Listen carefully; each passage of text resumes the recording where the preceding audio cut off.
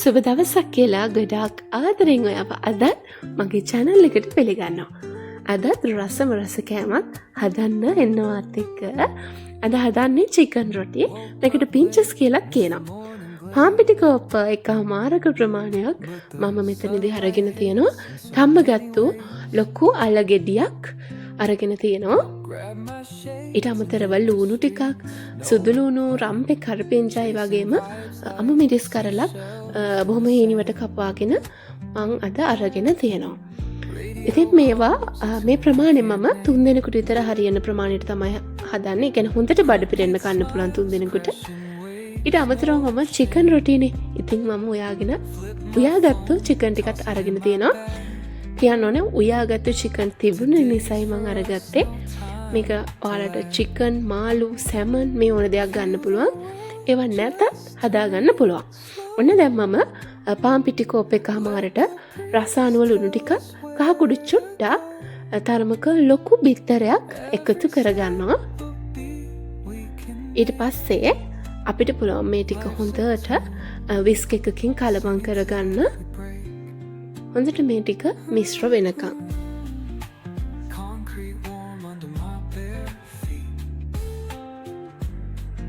හොඳට මේ ටික මිශ්‍ර කරගත්තට පස්සේ අපිට පුළුවන් වතුර ටිකෙන් ටික එකතු කරගෙන මේක හොඳ දියාරු බැටර් එකක් විදිහට හදාගන්න. වතුර ප්‍රමාණයක් මම මෙතනදි කියන්නේ නැහැ. අවසානයේදී ඔයාලට බලන්න පුළුවන් පෑන් කේක් හදන බැටර් එකේ පදමට තමයි අපි මේ ටික හදාගන්නේ. එතකොට ඒ පදමට සමහර අපි තෝසෙ හදන්නේ. අනේ වගේ වැක්කරන ප්‍රමාණයට තිබුණාම ඇති ඒ හින්දා මම වතුර ප්‍රමාණයක් කියන්නේ නැහැ. ඊට පස්සේ ඒ ටික පැත්තකින් තියලා මම ටෙම්පරාදු හදාගන්න තමයි යන්නේ. මුලින්ම මම පෑන් එකකට තෙල් මේස හැන්දක් විතර දාලා අපි සාමාන්‍යයෙන් පිරවුමක් හදාගන්න යන්නේ. මේක බොහොම සරල පිරවුමක්. ඔයාලට කට්ලට් හදන මිශ්‍රණය මේකට දාගන්න පුළුවන්.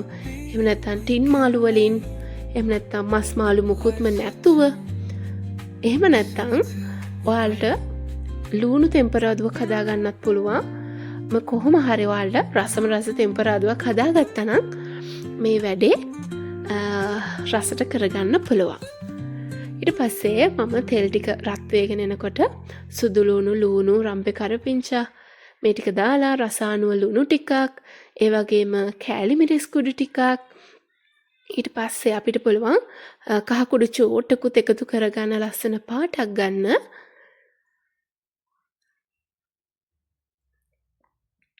ඊට පස්සේ අල ටික මම එකතු කරගන්නවා. තම්බල පොඩි කරගත්තු.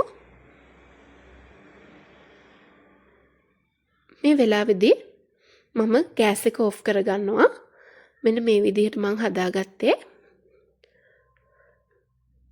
ඊට පස්සේ මම කරන්නේ උයලා ඉතුරු වෙච්ච chicken ටික තමයි අතර මම මේකට අරගත්තේ.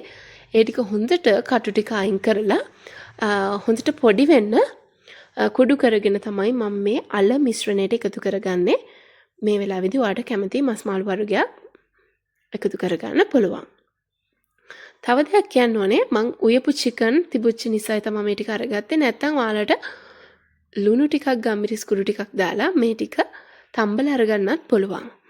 ඔන්න දැන් මේ මිශ්‍රණෙත් ලෑස්ති. දැන් ඉතින් පෑන් එකක් රත් වෙන්න තියලා පෑන් කේක් හදන විදිහට රොටි ටික හදාගන්න තමයි තියෙන්නේ. මෙතනදි කියන්න ඕනේ මේ මිශ්‍රණය අපි හදලා චුට්ටක් වෙලා තියනවානේ. එතකොට මේක හොඳ විදිහට හදාගන්න පුළුවන්. ගොඩක් වෙලා තියන්න අවශ්‍යත් නැහැ. අනිත් එක තමයි පෑන් එකට රොටිය හදාගන්න දැම්මට පස්සේ ගොඩාක් යට කර වෙනකන් තියාගන්නේ නෑ. මේක උඩ මතු පිට හොඳට වේලුනහම ටක් ගාලා අනිත් පැත්ත හරවලා අපිට මේක ලිපෙන් එළියට ගන්න පුළුවන්. ඒ විදිහට සේරම රොටි ටික හදාගන්න තමයි තියෙන්නේ. මෙන්න මේ විදිහට.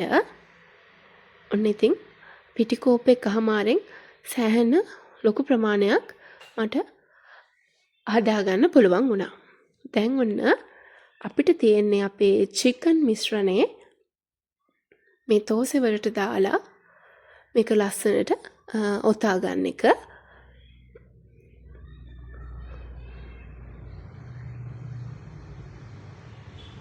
මෙන්න මේ විදිහට ඔයාලා ගොඩාක් පුරවන්නත් එපා. එහෙම වුණොත් මේ අපේ චිකන් රොටි එක පිපිරෙන්න වගේ බලනවා. ඒ කියන්නේ ප්‍රමාණය වැඩි වුණාම එහෙනම් මෙන්න මේ වගේ මැදට සාමාන්‍ය ප්‍රමාණයක් හැන්දි එකමාරක් විතර ප්‍රමාණයක් එකතු කරලා හරියට මේක 4ට නමන්න තමයි තියෙන්නේ.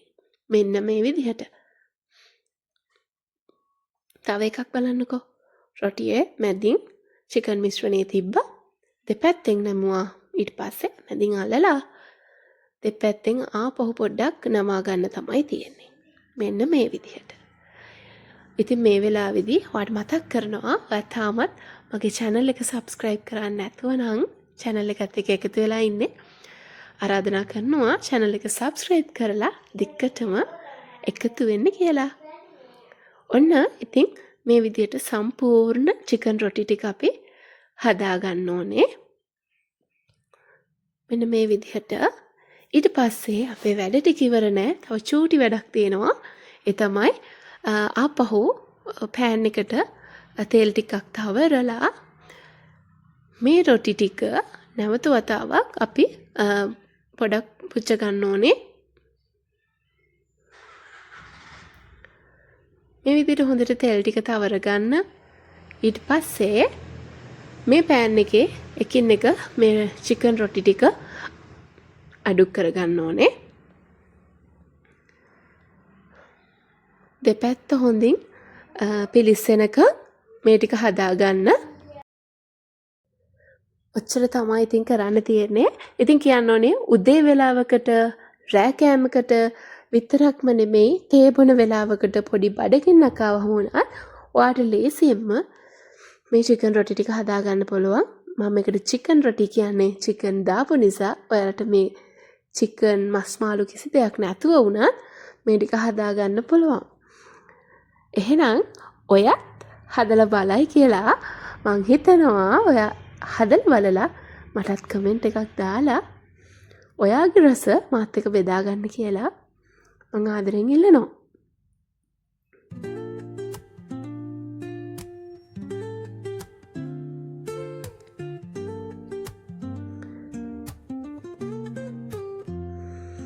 ඉතින් මෙන්න මේ විදිහට තමයි අපේ කෑම ටික හදලා ඉවරුනේ.